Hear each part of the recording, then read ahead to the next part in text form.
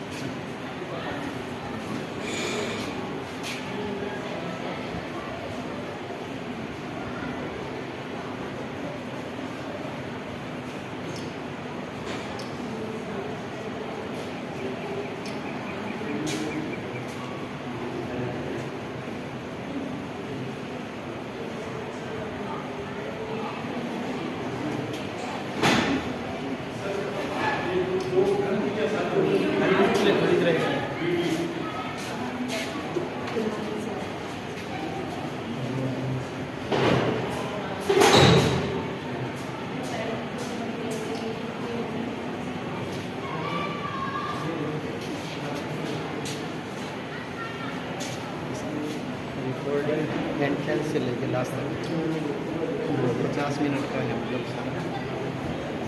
बच्चे कितने टोटली 50 बच्चे कर रहे हैं, 50 हैं क्या?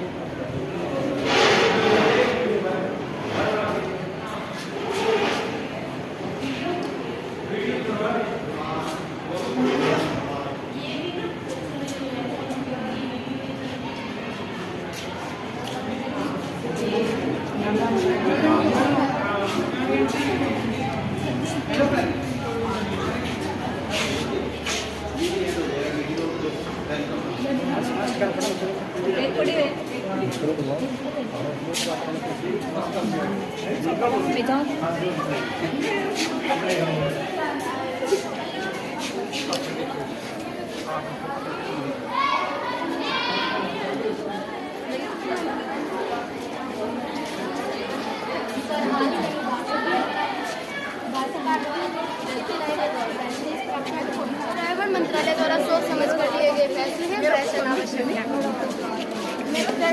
भारत के द्वारा नाम और चलने को नहीं। भारत की सीमा सुरक्षित, आपको भारतीय सेना पर विश्वास होना चाहिए।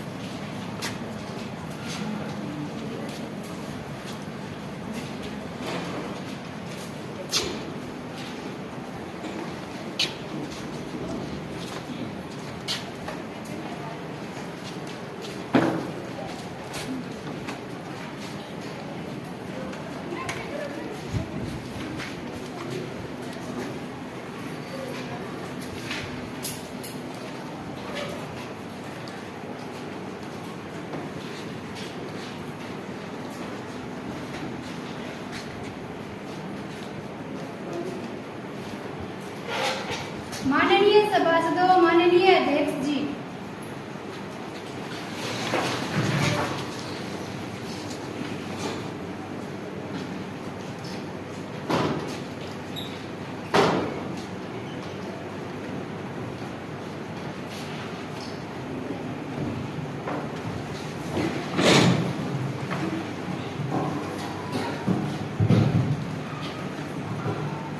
की आज की कार्यवाही शुरू की जाए। महासचिव जी नए मंत्रियों से शपथ ग्रहण करवाएं। सुश्री पिंकी, जो कि सिरसा लोकसभा निर्वाचन क्षेत्र से युवा सांसद चुनी गई है, अब शपथ ग्रहण प्रतिज्ञा करेंगी।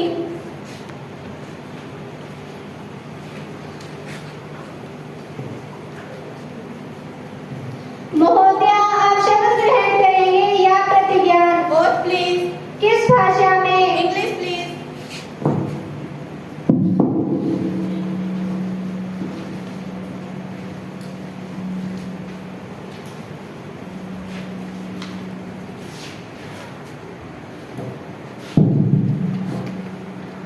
I, Pinky, having been selected as the member of the lower house of the Youth Parliament, do swear in the name of God that I will bear true faith and allegiance to the Constitution of India as by laws established, that I will uphold the sovereignty and integrity of India, and that I will faithfully discharge the duty upon which I am about to enter. Jai Hind!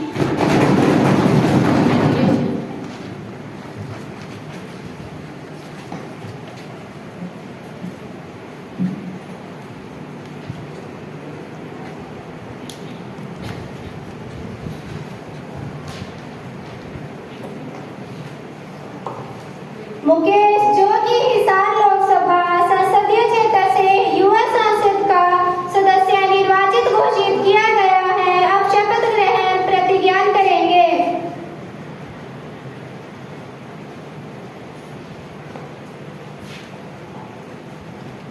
महोदया, आप शपथ ग्रहण करेंगे या प्रतिज्ञा? मैं शपथ ग्रहण करूंगा।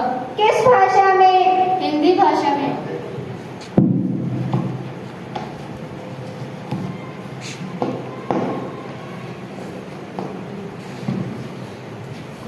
मैं मुकेश, जो युवा सांसद का सदस्य निर्वाचित हुआ हूँ, ईश्वर की शपथ लेता हूँ कि विधि द्वारा स्थापित भारत के संविधान के प्रति श्रद्धा रखूंगा तथा जिस पद को मैं ग्रहण करने वाला हूँ उसके कर्तव्य का श्रद्धापूर्वक निर्वाह करूंगा। जय हिंद।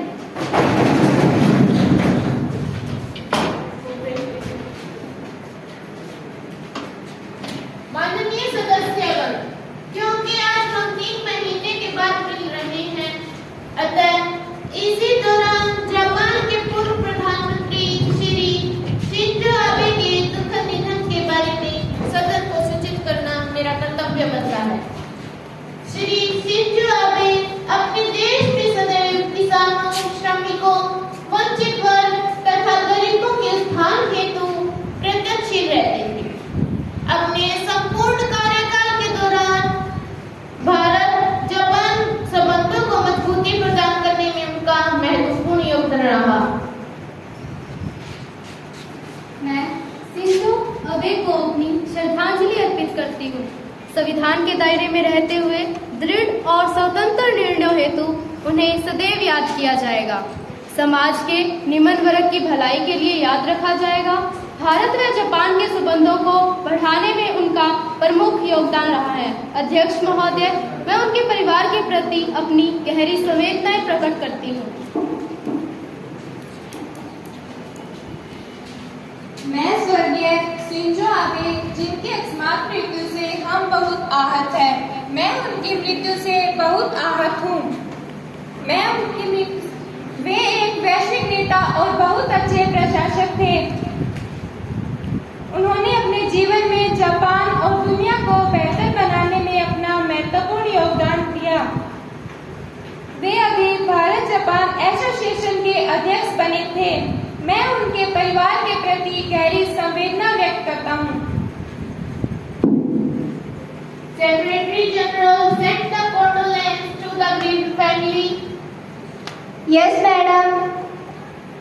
अब सारा सदन श्री शिंजो आबे की आत्मा की शांति के लिए 2 मिनट मौन धारण करेगा।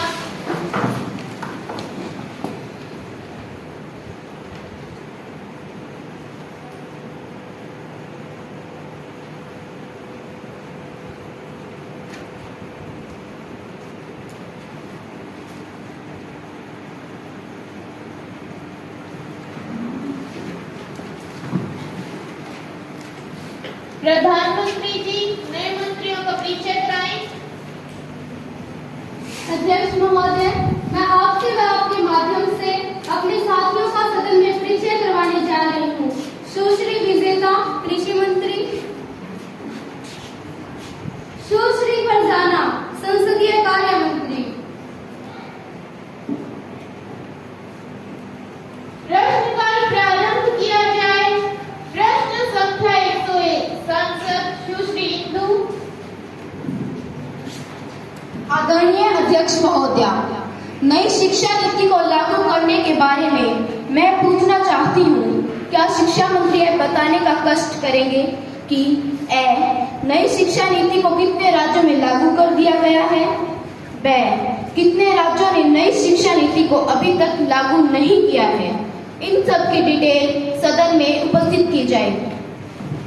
माननीय अध्यक्ष जी, जैसा कि मेरे साथी नई शिक्षा नीति के बारे में सरकार से पूछ रहे हैं, मैं भी इसी विषय पर जानना चाहती हूं कि जब सरकार के पास नई शिक्षा नीति को लागू करने के लिए स्कूलों में पर्याप्त संसाधन ही नहीं है, मौजूदा समय में विद्यार्थी अध्यापकों की कमी से स्कूलों में जूझ रहे हैं, तो व्यापारिक रूप से नई शिक्षा नीति को धरातल पर लागू करना कहां तक संभव हो सकेगा।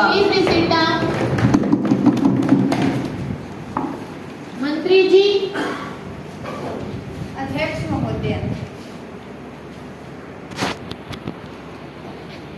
महोदय, शिक्षा भारतीय संविधान में समवर्ती सूची का विषय होने के नाते गुणवत्तापूर्ण शिक्षा उपलब्ध करवाना केंद्र व राज्य सरकार दोनों की साझी जिम्मेवारी है। राष्ट्रीय शिक्षा नीति 2023 को लागू करने के लिए विभिन्न संस्थाओं को मिलकर काम करने की जरूरत है। इसके लिए योजनाबद्ध तरीके से आपसी सामंजस्य के साथ आगे बढ़ने की जरूरत है। नई शिक्षा नीति को लागू करने के लिए विभिन्न संस्थाएं, शैक्षणिक बोर्ड, एनसीईआरटी, एससीईआरटी, विभिन्न उच्च शिक्षा संस्थान आदि को सामंजस्य के साथ आगे बढ़ना होगा। संबंधित विभागों को इस पॉलिसी को लागू करने के लिए आवश्यक दिशा निर्देश जारी कर दिए गए हैं तथा धीरे धीरे देश के अलग अलग भागों में यह सब जारी करने का प्रयास है।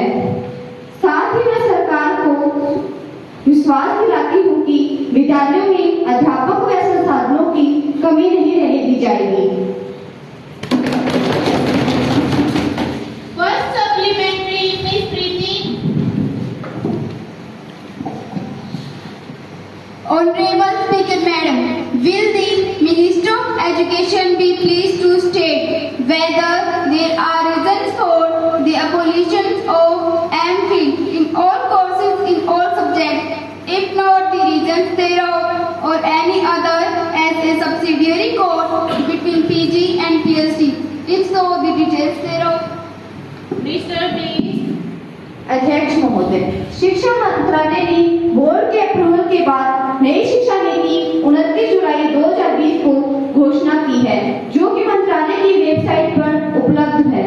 उसमें यह स्पष्ट प्रावधान किया गया है कि उन शिक्षण संस्थान अपनी सुविधा अनुसार अलग अलग प्रोग्राम चला सकते हैं, जैसे कि जिन छात्रों का दूसरा वर्ष पूर्ण रूप से शोध कार्य के लिए समर्पित है, उन छात्रों के लिए इस डिग्री को जारी रखा जा सकता है। जो छात्र अपनी बैचलर डिग्री रिसर्च से पूरी करते हैं, उनके लिए अलग से 1 वर्ष का मास्टर प्लान लागू किया जा सकता है। इसके अलावा बैचलर और मास्टर डिग्री का एक साथ 5 साल का इंटीग्रेटेड कोर्स लागू किया जा सकता है। एमफिल को पूरी तरह से डिसकंटिन्यू कर दिया गया है। Honorable members, I have to make an announcement in front of you. From my side and honorable members of Parliament, I welcome His Excellency Maldives Parliament Speaker Mohammad Nasir and his assistants of Maldives Parliament, who are on a tour India as our guests. I welcome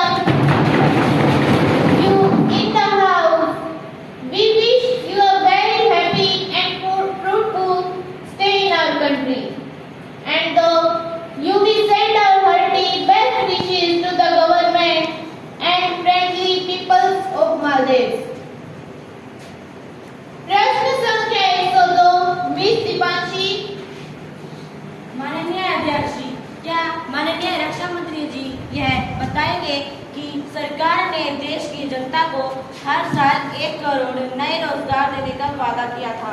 मैं पूछना चाहूँगा कि रक्षा मंत्रालय द्वारा हाल ही में घोषित अग्निपथ योजना के अंतर्गत केवल 1 वर्ष सैनिकों की भर्ती सेना में की जानी है। क्या सरकार का यह कदम बेरोजगारियों के साथ अन्याय नहीं है? क्या सरकार के पास इस प्रश्न का उत्तर है कि अग्निपथ योजना के अंतर्गत केवल 4 वर्ष सेवा देने के उपरांत योजना के अंतर्गत होने वाले नव युवकों का भविष्य किस प्रकार सुरक्षित हो सकेगा? रक्षा मंत्री जी। माननीय अध्यक्ष जी, मैं आपके माध्यम से सदन में यह स्पष्ट करना चाहूँगा कि सरकार रोजगार के नए अवसर उत्पन्न करके प्रति वर्ष 1 करोड़ नए रोजगार लोगों को प्रदान करने के वादे पर आज भी कायम है। सेना की औसत आयु आदर्श स्तर तक कम करने हेतु लागू की जा रही अग्निपथ योजना इसी संकल्प को आगे बढ़ाने की तरफ एक कदम है। इस योजना के तहत प्रत्येक वर्ष 46,000 युवाओं को सेना में अपनी सेवाएं देने का अवसर मिलेगा। इस योजना के माध्यम से अधिकाधिक बेरोजगार युवाओं को रोजगार के अवसर देना ही सरकार की प्राथमिकता है। अग्निपथ योजना के अंतर्गत भर्ती होने वाले युवाओं के भविष्य को लेकर सरकार गंभीर है। अग्निपथ योजना के अंतर्गत 4 साल के सेवा कार्य पूर्ण होने के उपरांत भी उत्कृष्ट प्रदर्शन करने वाले 25% युवाओं को अपनी सेवाएं आगे जारी रखने का अवसर मिलेगा। शेष 75% सेवानिवृत्त होने वाले युवाओं को रिटायरमेंट फंड के रूप में एक मुश्त राशि प्रदान की जाएगी, जिससे वे अपना खुद का रोजगार भी शुरू कर पाएंगे। इन्हें राज्यों व केंद्रीय मंत्रालयों की नौकरियों में भी प्राथमिकता दी जाएगी। इसमें पूर्व सैनिक कोटे के तहत आरक्षण का लाभ भी इन्हें प्रदान किया जाएगा। प्रश्न संख्या 103 मिस विजयलक्ष्मी। माननीय अध्यक्ष जी, संसद की सहमति के बाद महिला विधेयक 2005 पारित किया गया है। मैं माननीय गृह मंत्री जी से पूछना चाहूंगी कि क्या यह विडंबना नहीं है कि औरतों और लड़कियों के लिए इतने कानून होने के बाद भी उन्हें प्रताड़ना का शिकार होना पड़ता है। चाहे वे घर के अंदर हो या बाहर, वे हर जगह असुरक्षित हैं। यहाँ तक कि वे माँ के घर में भी असुरक्षित हैं। क्या माननीय गृह मंत्री जी इस पर प्रकाश डालेंगे? Mister please.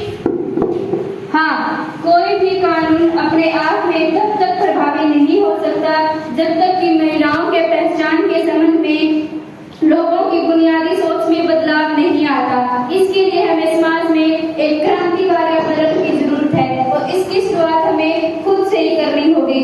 महिला संरक्षण विधेयक 2005 महिलाओं को घरेलू हिंसा के खिलाफ कानूनी रूप से मजबूत बनाता है और उनका सशक्तिकरण निश्चित रूप में महिलाओं को समान अधिकार देता है।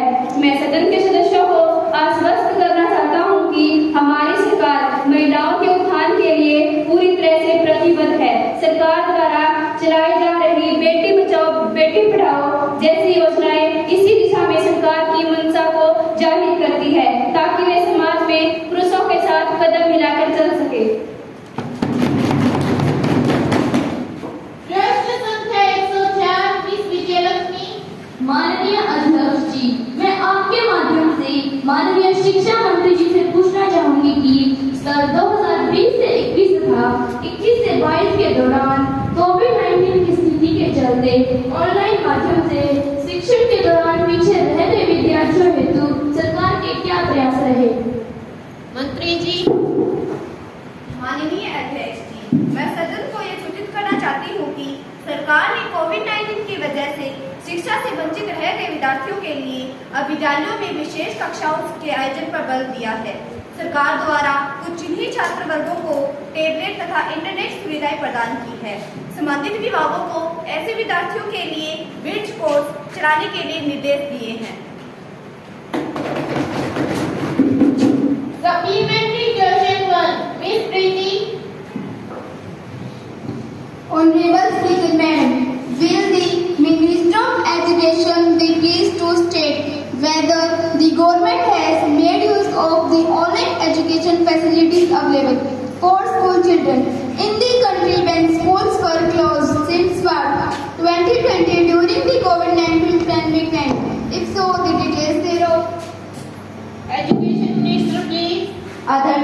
अध्यक्ष महोदय, मैं सदन को बताना चाहूंगी कि कोविड-19 की वजह से छात्रों को ऑनलाइन शिक्षा उपलब्ध कराने के लिए प्रधानमंत्री जी की आत्मनिर्भर भारत अभियान के अंतर्गत पीएम ई विद्या पोर्टल लॉन्च किया गया है। One nation one digital platform अभियान के अंतर्गत स्कूली विद्यार्थियों को गुणवत्तापूर्ण ई कंटेंट उपलब्ध कराने के लिए दीक्षा ऐप लॉन्च की गई है।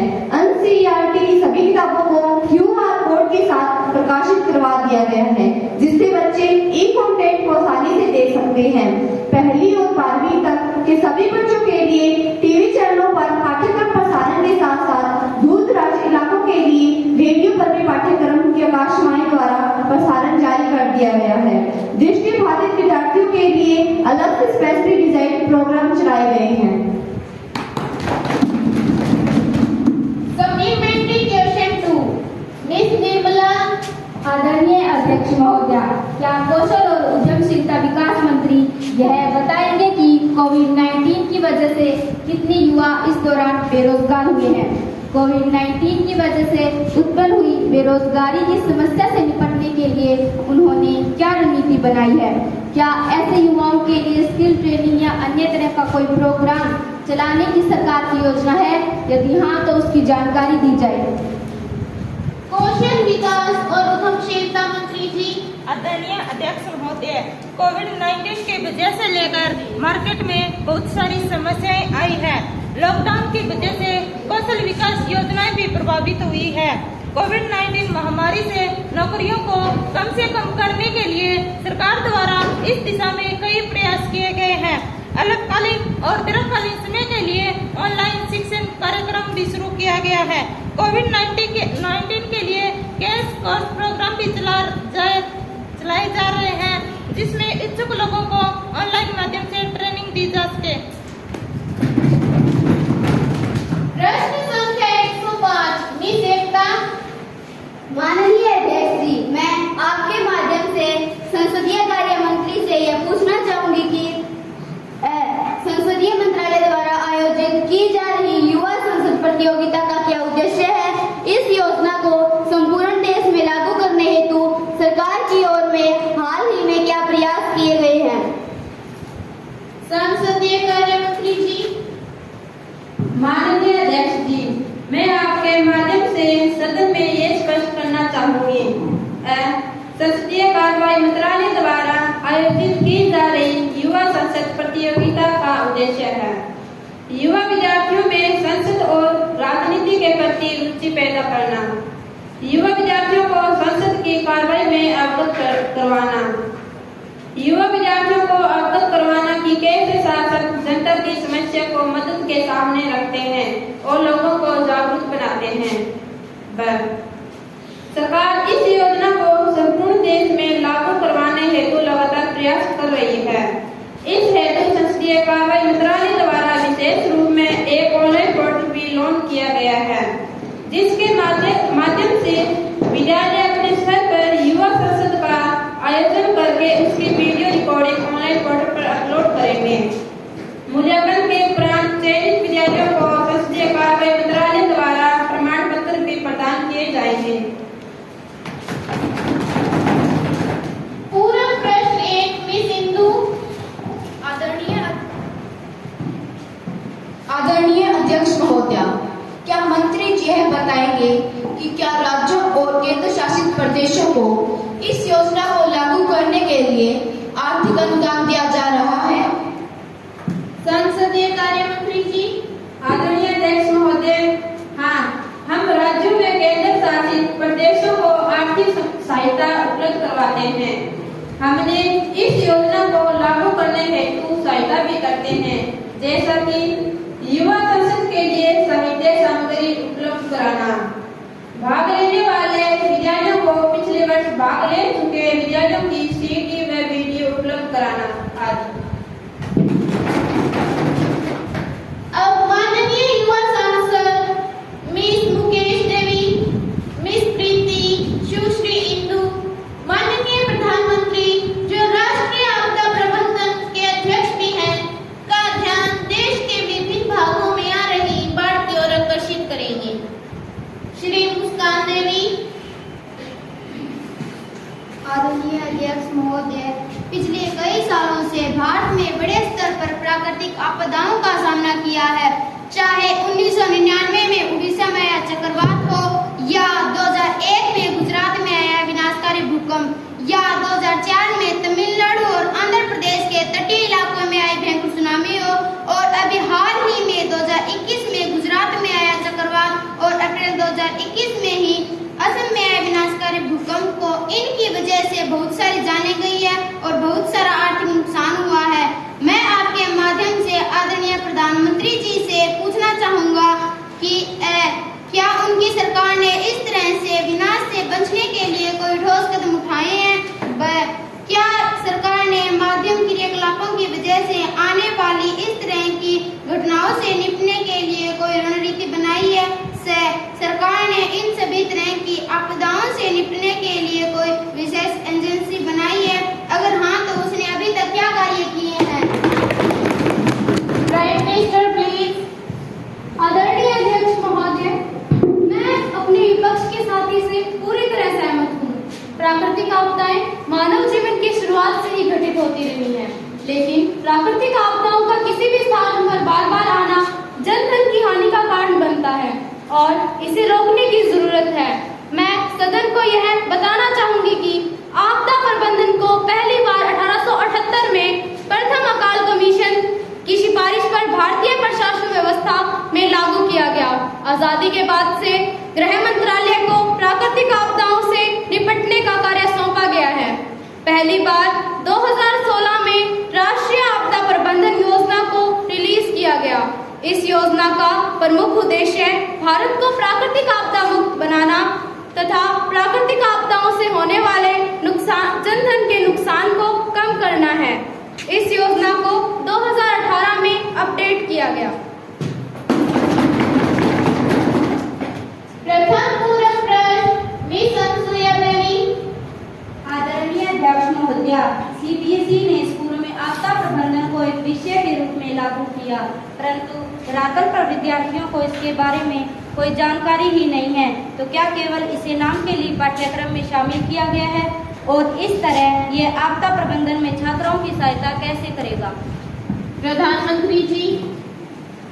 श्रीमान जी, मैं सदन को यह बताना चाहूंगी कि राष्ट्रीय आपदा का करिकुलम UNDP द्वारा तैयार किया गया, जिसका उद्देश्य प्राकृतिक आपदाओं से निपटने के लिए छात्राओं को तैयार करना है, ताकि वह प्राकृतिक आपदाओं के समय विद्यालय से प्राप्त ज्ञान और कौशल का उपयोग कर प्राकृतिक आपदाओं से प्रभावी ढंग से निपटने में कर सके। और मैं माननीय शिक्षा मंत्री जी से निवेदन करूंगी कि वह आकलन करें कि क्या इस योजना को विद्यालय में प्रभावी ढंग से लागू किया गया है या नहीं, और इसको प्रभावपूर्ण तरीके से लागू करवाएं। जो कमियां रह गई हैं उन्हें दूर किया जाए। प्रश्न संख्या 106 विपक्षी सांसद। प्रश्न संख्या 106 विपक्षी सांसद। लगता है विपक्षी सांसद सदन में उपस्थित नहीं है। प्रश्न संख्या 107 श्री अनसुईया। आदरणीय अध्यक्ष महोदय, मैं पर्यावरण मंत्री जी से ये जानना चाहता हूँ कि अस्पतालों और अन्य मेडिकल बायो एजेंसियों द्वारा बायोमेडिकल वेस्ट पर्यावरण के लिए एक बड़ा खतरा उभरा है। क्या मंत्री जी ये बताएंगे कि सरकार इस दिशा में क्या कदम उठा रही है? क्या बायोमेडिकल वेस्ट से निपटने हेतु कोई खास नियम बनाया गया है?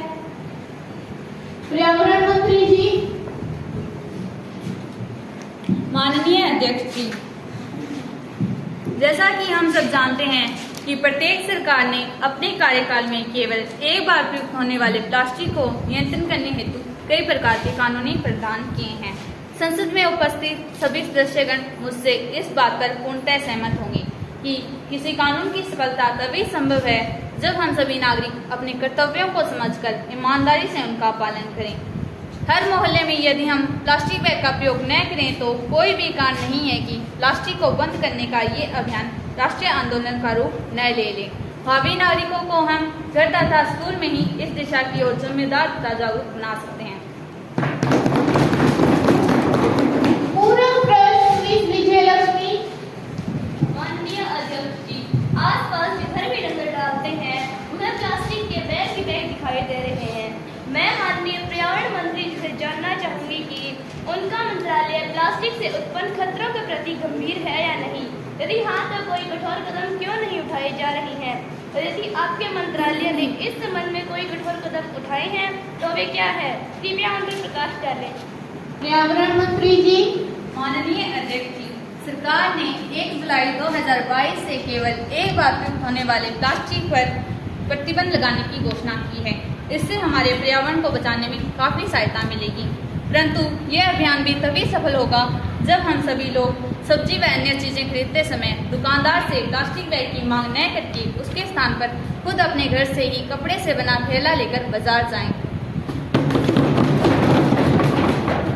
प्रश्न संख्या 107 मिस सवीना। आदरणीय अध्यक्ष जी, मैं आपके माध्यम से सरकार से पूछना चाहता हूं कि वर्तमान समय में महंगाई के जो हालात हैं उसमें एक आम आदमी कैसे गुजारा करे। घरेलू गैस सिलेंडर, डीजल, पेट्रोल, आम किसान के लिए खाद बीज, यहाँ तक कि किसान के लिए दाल सब्जी के आसमान भी भाव छू रहे हैं। मैं पूछना चाहता हूँ कि क्या सरकार महंगाई नियंत्रण के लिए कोई काम कर रही है? वह सरकार ने आम आदमी की रसोई लागत को कम करने के लिए क्या कदम उठाए हैं? सरकार ने आम आदमी की रसोई लागत को कम करने के लिए क्या कदम उठाए हैं और उसके बारे में संसद को जानकारी दें। प्रधानमंत्री जी। अध्यक्ष महोदय, हमारी सरकार आम आदमी की ही सरकार है। सरकार की हमेशा कोशिश रही है कि गरीब मजदूर भी स्वाभिमान के साथ अपना जीवन बसर कर सके। सरकार ने कोविड काल में जमीनी स्तर पर इस दिशा में एक प्रयास किए हैं। जरूरतमंद परिवारों को सस्ते दरों पर रसोई का सामान उपलब्ध कराया गया। सरकार की उज्ज्वल योजना इसी और एक कदम है। सरकार ने कौशल विकास के द्वारा अनस्किल्ड लोगों को दक्षता प्रदान कर उनकी आमदनी बढ़ाने का काम किया है। सरकार डीजल, पेट्रोल व गैस पर निर्भरता कम करने के लिए सोलर क्रांति पर काम कर रही है। जल्द ही परिणाम आने लगेंगे। प्रश्न संख्या 108 मिस प्रियंका। आदरणीय अध्यक्ष जी, मैं स्वास्थ्य मंत्री जी से यह जानना चाहता हूँ कि हाल ही में भारत में गायों में एक जानलेवा बीमारी लंपी रोग फैला हुआ है, जिससे पशुपालकों को भारी आर्थिक नुकसान उठाना पड़ रहा है। महोदया, जहां भारत में एक तरफ गायों की माता के रूप में पूजा की जाती है, वहीं गायों की हालत में सुधार के लिए सरकार कुछ नहीं कर रही है। मैं जानना चाहता हूं कि क्या सरकार इस दिशा में गंभीर है? सरकार ने क्या आवश्यक कदम उठाए हैं? क्या पशुपालकों को हुए नुकसान की भरपाई की दिशा में कुछ किया जा रहा है? स्वास्थ्य मंत्री जी। आदरणीय अध्यक्ष जी, मैं सदन को बताना चाहती हूँ कि सरकार हर तरह की समस्याओं से निपटने के लिए गंभीर है। जैसे ही इस बीमारी को स्वास्थ्य विभाग द्वारा नोटिस किया गया है, आवश्यक दिशा निर्देश संबंधित विभागों को जारी कर दिए गए थे। अब विभाग द्वारा गायों की वैक्सीन का कार्य भी पूरा कर लिया गया है। रोग पूरी तरह से नियंत्रण में आ गया है तथा प्रभावित पशुओं की संख्या लगातार घट रही है। पशुपालकों को मुआवजा देने के लिए हुए नुकसान के आकलन हेतु कमेटी गठित कर दी गई है। उसके दिशा निर्देशों के आधार पर आगामी कार्यवाही की जाएगी। प्रश्न संख्या 109 मिस अंतिमा। माननीय अध्यक्ष जी, मैं आपके माध्यम से सरकार से पूछना चाहती हूँ कि एक और जहाँ भारत दुनिया का सबसे अधिक युवा शक्ति वाला देश है, वही सरकार इस युवा शक्ति को सही दिशा नहीं दे पा रही है। वास्तव में भारत सबसे अधिक युवा बेरोजगारों वाला देश बन गया है। क्या सरकार के पास भारत की युवा शक्ति को रोजगार देने हेतु कोई ठोस रणनीति है? इसकी जानकारी संसद में रखी जाए। प्रधानमंत्री जी। अध्यक्ष जी, ये विपक्ष के झूठे आरोप पर झूठे